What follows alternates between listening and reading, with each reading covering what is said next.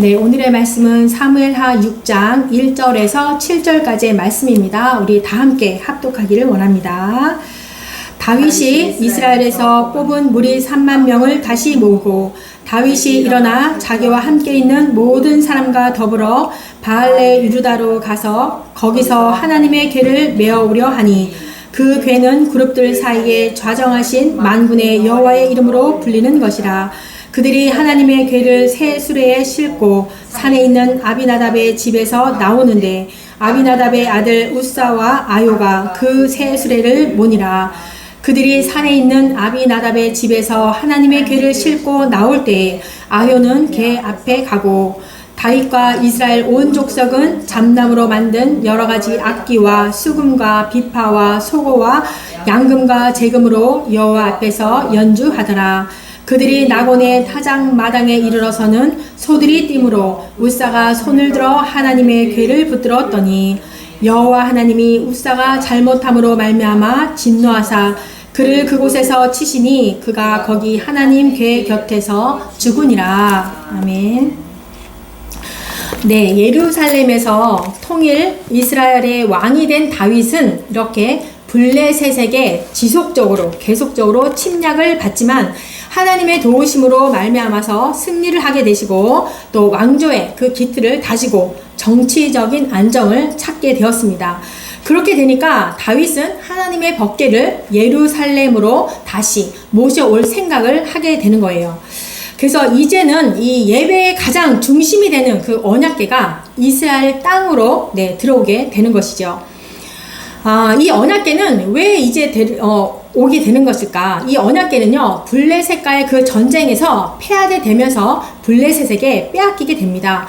그래서 블레셋은 그 전쟁의 전리품으로 또 여기게 되고 그들의 우상의 신전에 그 법궤를 두게 됩니다. 그러니까 하나님의 진노가 이제 나타나는 거죠. 그래서 이 블레셋의 5개의 그 지방이 하나님의 그 진노로 징벌을 받게 됩니다. 그러니까 이제 블레셋 사람들은 이것이 너무 싫어요. 무서워요. 두려워요. 또 우리가 멸망할까봐 두렵습니다. 그래서 다시 이스라엘 땅으로 법궤를 돌려보내려고 하는 거죠. 그래서 이스라엘 백성들이 이 출애굽을 할 때에, 그죠? 출애굽을 할 때에 그 법궤는 어떻게 된 겁니까? 하나님의 방법대로 하나님의 법궤가 만들어지는 것이었고 또 그것에서 하나님과 백성들과의 만남의 장소가 되는 것이었고 예배하는 장소였고 하나님의 임재가 있는 곳이었고 하나님의 이름이 그곳이 있었던 곳입니다. 근데 오늘 본문 사무엘상 6장을 보게 되니까 모든 사람들이 하나님을 어떻게 하는 겁니까? 형식적으로 습관적으로 그냥 그 법궤가 나무 상자 정도로만 섬기게 되는 것을 보게 됩니다. 네, 우리는 하나님을 섬기는 데 있어서 그죠? 예배와 찬양과 기도를 합니다. 그것이 혹시나 우리는 형식적으로 섬기지는 않는지 오늘 말씀을 통해서 우리가 돌아보는 시간이 되었으면 좋겠습니다. 항상 오늘 오전 말씀처럼 성령 충만할 가운데 있어야 된다. 그 말씀처럼 우리도 날마다 하나님 앞에 나아갈 때 하나님의 임재를 경험하시며 만나기를 소망하며 예배하기를 원합니다. 네, 오늘 1절과 2절 말씀 보니까 다윗이 이스라엘에서 뽑은 무리 3만 명을 다시 모으고 다윗이 일어나 자기와 함께 있는 모든 사람들과 더불어서 바알레 루다로 가서 거기서 하나님의 궤를 메어오려 하니 그 궤는 그룹들 사이에 좌정하신 만군의 여호와의 이름으로 불리는 것이라. 네, 다윗은 이 바알레 루다, 네, 이것은 이제 곧 기럇 여아림이라고도 부릅니다. 네, 그곳에 가서 하나님의 궤를 메어 오려고 하고 있습니다.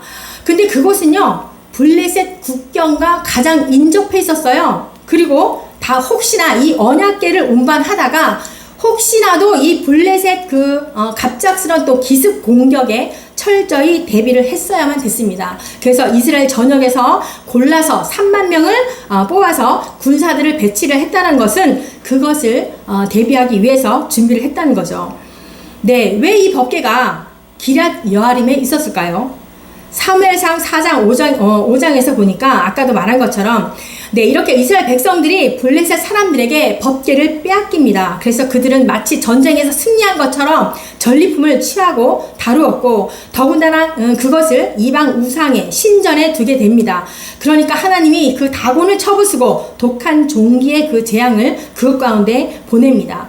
그래서 블레셋 사람들에게 살아계신 하나님의 그 크신 능력을 나타내 보이시고 그렇게 되다 보니까 블레셋 사람들은 무섭고 두렵다 보니 법궤를 돌려보내게 되는데 어디에 있었을까요? 사무엘상 7장 1절에서 2절 말씀 보니까 기앗 여하림 사람들이 와서 여호와의 궤를 옮겨 산에 사는 아비나답의 집에 들여놓고 그의 아들 엘리아사를 거룩하게 구별하여 여호와의 궤를 지키게 하였더니 네, 기앗 여하림에 들어간 날로부터 20년 동안 오래 있은지라. 네, 기앗 여하림 아비나답의 집에 20년 동안 거의 방치되어 있었습니다. 20년 동안 뿐만이었을까요? 지금 다윗까지 오기까지 그 법궤가 그곳에 있은 지가 사무엘이 이렇게 사사로 사역했을 때였거든요. 그러니까 20년이에요. 20년째였어요. 그리고 사울 왕이 통치 기한이 40년이에요. 그리고 다윗이 유다와 이스라엘을 통치한 때가 이제 10년이 지난 때였어요. 총 합치면 70년 동안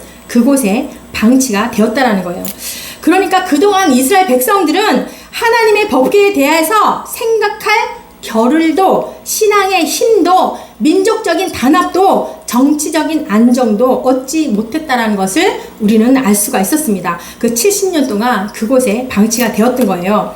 그런데 사울이 왕이 되었을 때 왜 사울은 법궤를 옮겨올 생각을 안 했을까요?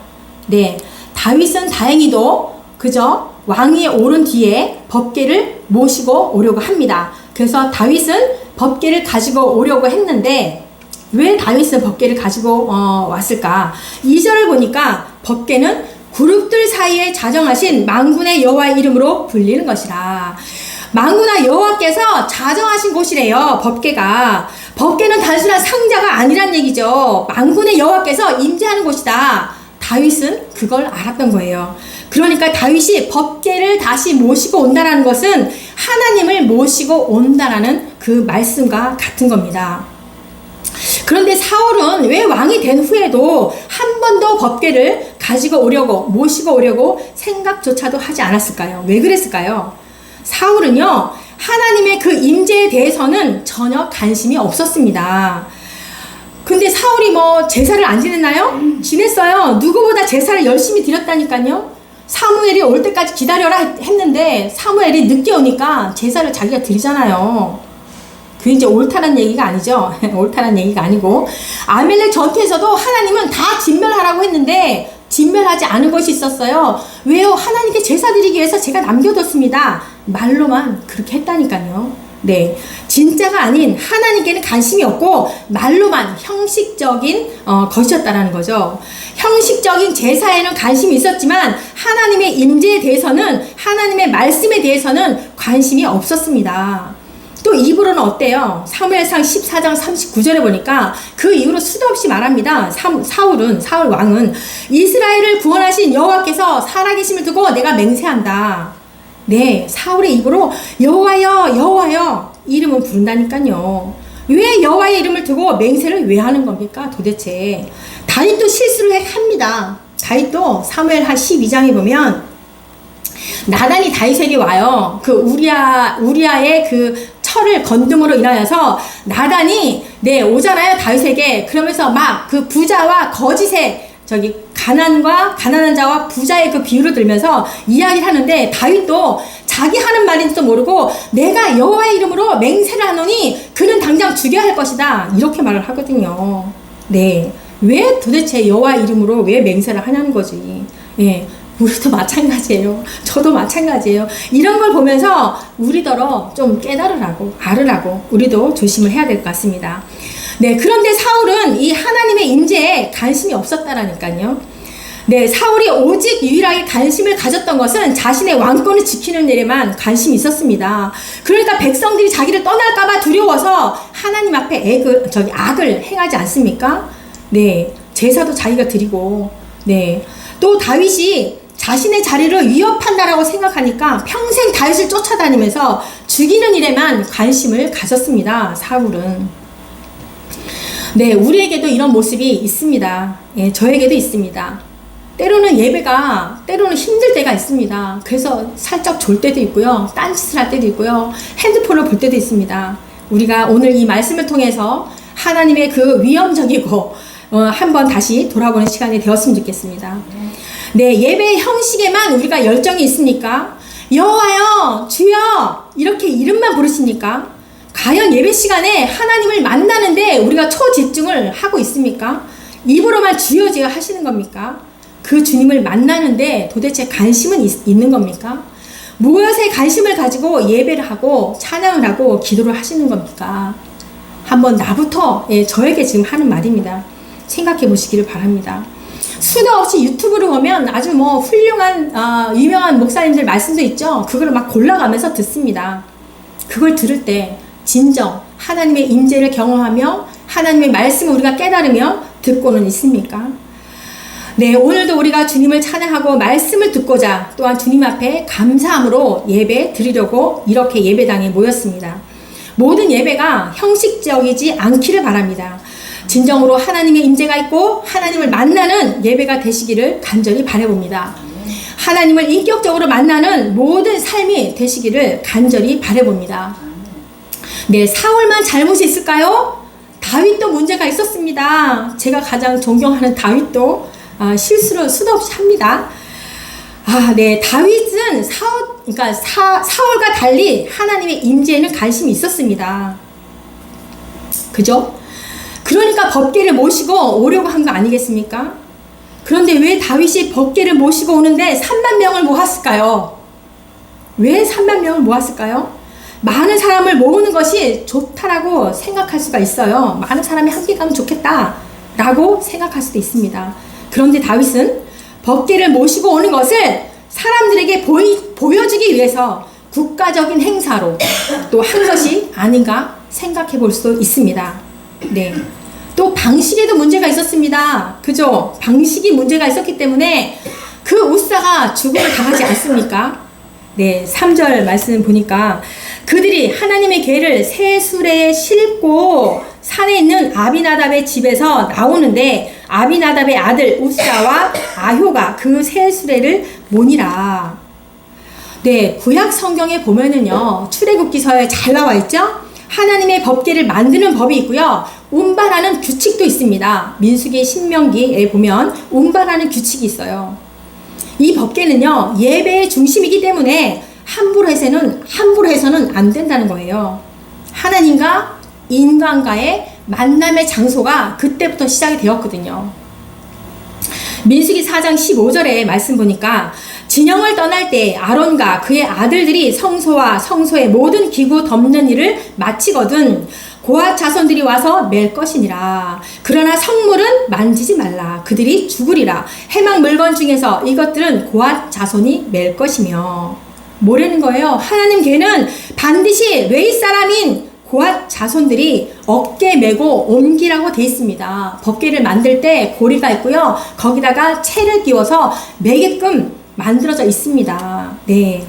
그래서 법궤를 건드리면 반드시 죽는다라고 분명히 말씀하고 있습니다. 그런데 다윗은요, 어떻게 했어요? 그냥 새수레에 싣고 옵니다. 새수레라는 게 뭘까요? 새수레는 가장 쉽게 접근할 수 있는 효율적인 방법이에요. 효율적인 그냥 방법. 하나님의 중심적인 방법이 아니라 굉장히 효율적인, 쉽게. 그렇다라는 거죠. 그래서 새수레에 싣고 왔다는 것은 블레셋의 방식인 거예요.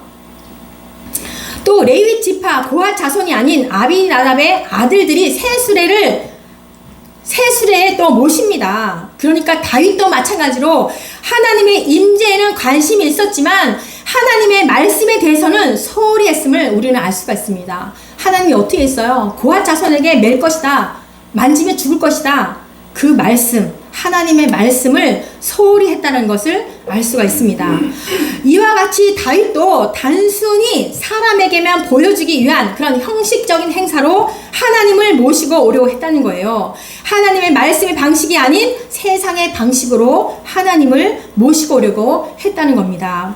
그리고 아비나답의 아들 우사는 또 어떠합니까?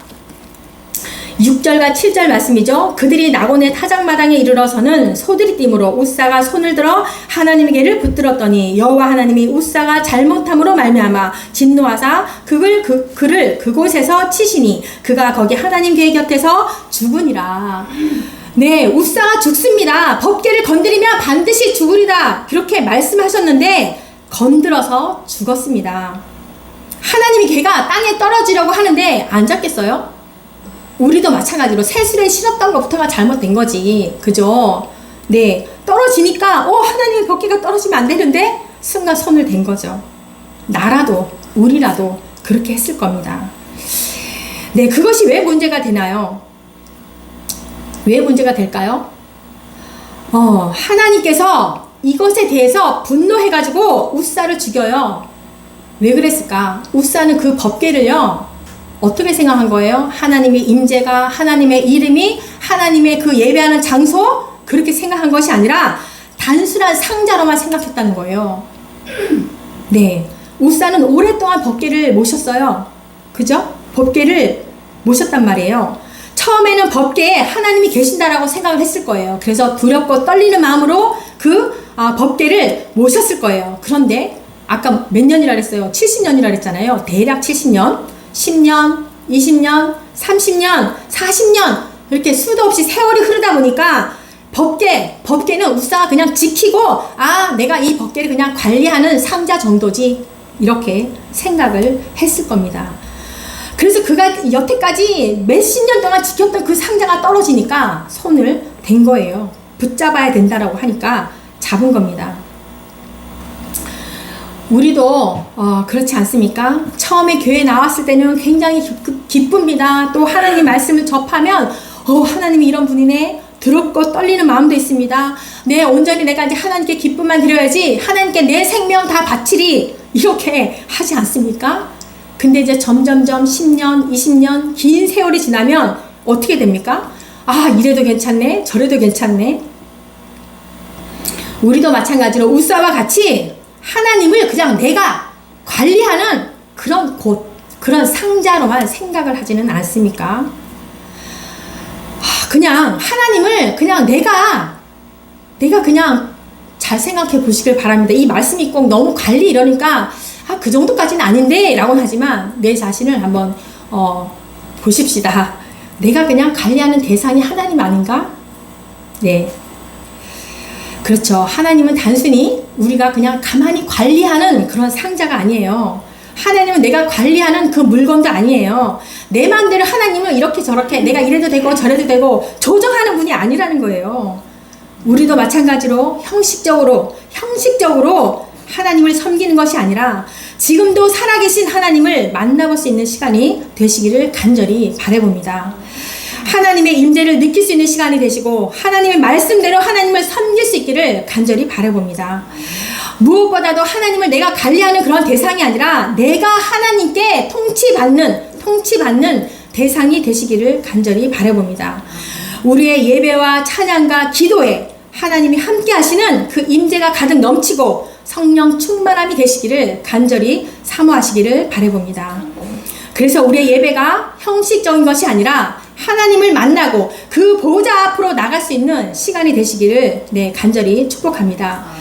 네, 지금은요, 그렇죠. 지금은 언약궤가 없어요. 없지요. 네, 그러나 우리 마음속에, 삶 속에 십계명 돌판이 있고요. 만나 항아리가 있고요. 아론의 쌍난 지팡이가 있습니다. 예수 그리스도의 은혜가 또 하나님의 그 사랑하심과 성령님의 교통하심이 우리의 삶 가운데 우리를 통치하시고 인도하신다니까요. 그래서 우리가 모든 것을 내가 알아 다 한다니까 그 아는 것이 아니라 우리는 성령님의 도우심으로 우리는 그 믿음의 길을, 그 믿음의 삶을 걸어가고 있는 겁니다. 네, 온전히 여호와 하나님께 우리의 모든 삶을 맡겨드리는 그러한 저와 여러분이 되시기를 축복합니다. 아멘. 기도합니다. 하나님 아버지 감사합니다. 오늘 하나님의 그 법궤를 옮겨오는 그 과정 속에서 실수함을 보게 됩니다. 그것은 단순한 실수가 아니라 하나님의 말씀을 몰랐고 하나님의 임재하심을 또한 무시했고 또한 하나님의 그 무한하신 사랑하심을 몰라서 저지른 행위라고 볼 수가 있습니다. 주님, 우리의 삶 가운데 지식적으로 하나님을 알고 하나님의 은혜를 모르고 행하는 것들은 없는지 다시 한번 돌아보게 하여 주옵소서. 진심으로 하나님의 말씀 앞에 예배하게 하시고 진심을 다해서 기도하는 영혼들이 되게 하시고 날마다 성령 충만함으로 하나님의 임재를 경험하는 삶이 되도록 역사하여 주옵소서. 다시 새롭게 하시고 일어날 힘을 허락하신 예수님의 이름으로 기도합니다. 아멘.